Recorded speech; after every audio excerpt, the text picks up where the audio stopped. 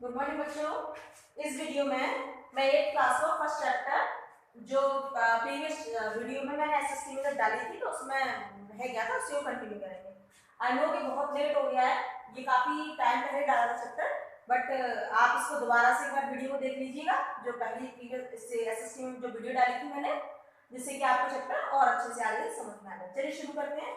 तो देखिए, उस वाली वीडियो में मैंने आपको जो रिसोर्सेस होते हैं, चाहे नेचुरल हो चाहे ह्यूमन मेड हो, तो उनके बारे में मैंने आपको समझाया था। तो उसमें ह्यूमन रिसोर्सेज जो होते हैं बच्चों, एक ह्यूमन भी रिसोर्स है। ह्यूमन रिसोर्सेज जो होते हैं जो इंसान के द्वारा क्रिएट किए जाते हैं, तो क्या होता है उनमें कि इंसान जब उन्हें कोई कैसे भी ना कैसे प्रकृति से तो बनाएगा। ऐसा तो नहीं कि इंसान ने खुद ही उसको बनाया और उसको फिर खुद ही उसको वो जैसे भी होगा उसका वो प्रकृति से रिलेटेड होगा, नेचर से रिलेटेड होगा। ये फैक्ट है, सब आप सभी जानते हैं। जैसे कि सोचिए कि अगर कोई इंसान को किसी को घर बनाना है ना, तो घर ह्यूमन मेड रिसोर्सेज हो गया, उसे घर बनाना है। अब घर बनाने के लिए उसे मिट्टी चाहिएगी, तो मिट्टी कहाँ से मिलेगी?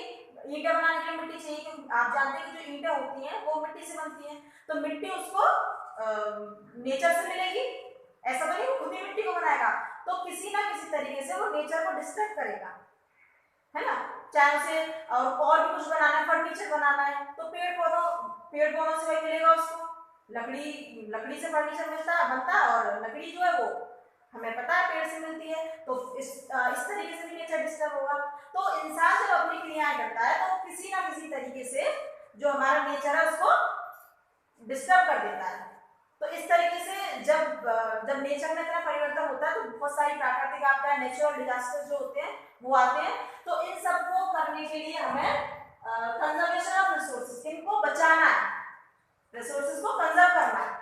तो हम इनको पॉइंट्स के जरिए समझेंगे। देखिए, dependent on non renewable resources. तो देखिए, जो इंसान होता है वो नॉन रिन्यूएबल रिसोर्सेज पर पूरी तरह डिपेंड होता है।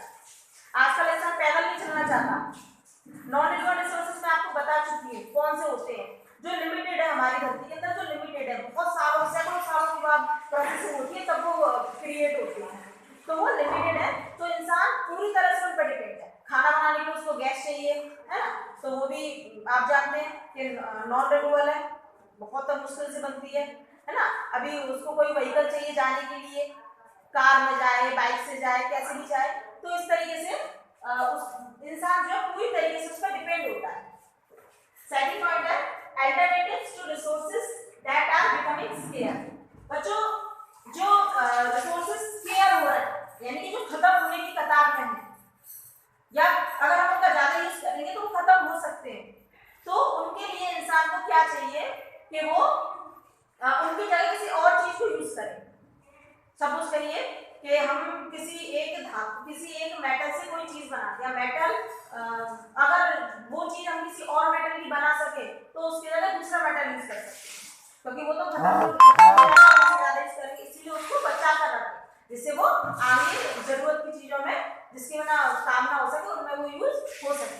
ठीक है, तो ये दो पॉइंट्स हो सके। तो इंसान को पहला वाला पॉइंट जो था उसमें इंसान को पूरी तरह नॉन रिन्यूएबल रिसोर्सेज पर डिपेंड नहीं होना चाहिए, इससे उसकी हेल्थ भी खराब होती है और जो हमारे जो रिसोर्सेज है नॉन रिन्यूएबल वो भी धीरे धीरे खत्म हो जाते हैं।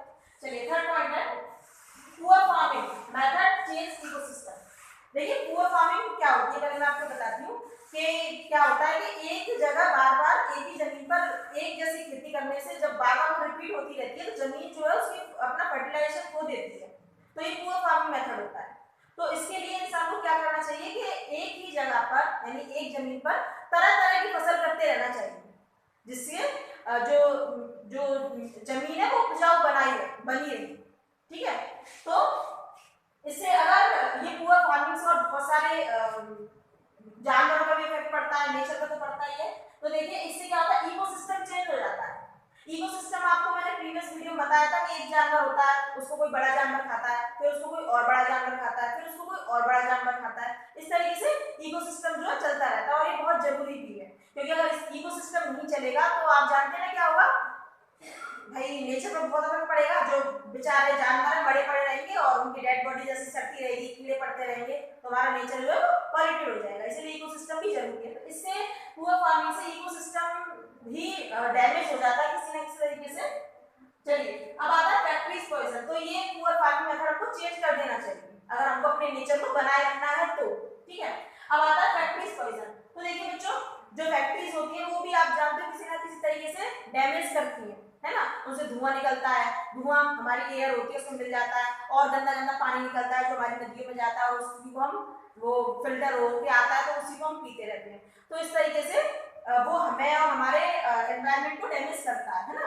तो इस तरीके से हमें उसको भी कंट्रोल करना चाहिए। तो ये कंजर्वेशन ऑफ रिसोर्सेज है। अब देखिए इंक्रीजिंग पॉपुलेशन। अब देखिए एक क्या है कि इंक्रीजिंग पॉपुलेशन, पॉपुलेशन जिस तरीके से इंक्रीज हो रही है उस तरीके से लोगों को आवश्यकताएं बढ़ रही हैं। जैसे एक इंसान है उसको खाने के लिए 2 रोटी चाहिए, लेकिन उसकी अगर 6 इंसान होंगे तो आप लगा सकते हो कि उनको 12 रोटी चाहिए। तो इंसान को ज्यादा, आप जानते हैं कि नेचर ज्यादा डिस्टर्ब हो जाएगा। तो इस पर भी हमको ये भी, इस पर भी सरकार ने बहुत सारे टीम बनाए जिससे हम पॉपुलेशन को इंक्रीज होने से बचा सकते हैं।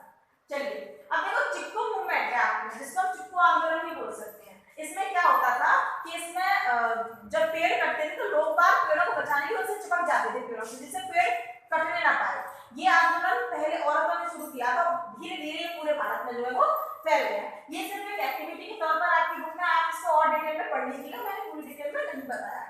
चलिए अब आता है सस्टेनेबल डेवलपमेंट। सस्टेनेबल डेवलपमेंट क्या होता है बच्चों, कि किसी भी तरीके से हम ऐसा डेवलपमेंट करें जो हानिकारक ना हो, ना इंसान के लिए हो और ना ही हमारी प्रकृति के लिए हानिकारक हो, तो वो होता है सस्टेनेबल डेवलपमेंट। अब देखिए हम ये कैसे कर सकते हैं, तो आप अपनी बुक में देखिएगा पेज नंबर जो है पेज नंबर इसमें दे ही रखा है, सॉरी पेज नंबर 9, ठीक है। तो इसमें हमें क्या करना है बच्चों कि एक तो जो ये पहला मैंने इन्हीं की नहीं समझते, इसका अपोजिट हो जाएगा डायरेक्ट जो। देखिए कि नॉन रिन्यूएबल रिसोर्सेज को जितना हो उतना कम यूज करें, ठीक है। हमें क्या है कि हम अगर हमें थोड़ी सी दूरी गाड़ी से तय करनी है तो हम पैदल जाकर भी दूर कर सकते हैं, तय कर सकते हैं। इससे क्या कि हमारी सेहत भी अच्छी बनी रहेगी और हमारा जो बचा रहेगा जो नॉन रिन्यूएबल रिसोर्सेज है, ठीक है। दूसरा क्या है कि पुअर फार्मिंग के मेथड को छोड़ेगा, है ना। और डेफोरेस्टेशन को छोड़कर, मतलब डेफोरेस्टेशन क्या होता है कि पेड़ों का कटाव, पेड़ों को जिस तरीके से काटा जाता है वो डेफोरेस्टेशन सिस्टम होता है। तो जितने पेड़ कट रहे हैं, आप जानते हैं पेड़ तो कटते हैं, फर्नीचर तरह तरह का मार्केट में फर्नीचर आ रहा है और बहुत सारी चीजें पेड़ कटते जाते हैं। तो उसके लिए ज्यादा से ज्यादा पेड़ लगाएं जिससे हमारा जो डेवलपमेंट है वो सस्टेनेबल हो, यानी कि नियमित बना रहे, ठीक है। और हमारी जो फ्यूचर जनरेशन है उसके लिए हमें जो नॉन रिन्यूएबल रिसोर्सेज है इस तरीके से यूज करें लिमिटेड मात्रा में। ऐसा नहीं कि हम अगर पैसा है तो उनको यूज करते जाएं, जिससे वो हमारी आने वाली जनरेशन के लिए बचे। तो इस तरीके से आई होप आपको चैप्टर समझ में आ गया होगा, आप और अच्छे से भी बुक में पढ़िएगा। चलिए थैंक यू।